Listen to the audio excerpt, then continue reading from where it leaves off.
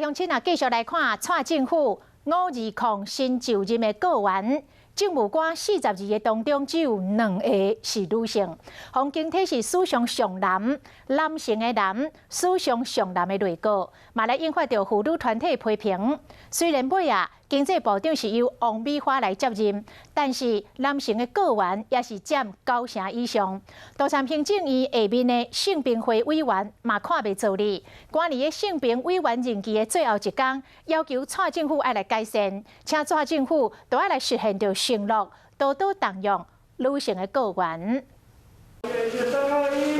坐一排徛2排，大家来翕相。这拢是520上任的行政院的个员，拢是男性。行政院目前的政务官42位，男性39位，女性敢若只有3位，就是经济部长王美花、劳动部长柯明春、公平会主委吴美英。2016年打着第1位女总统来参选，她也没有积极的培训这样的接班人才，所以我们很担心这个第一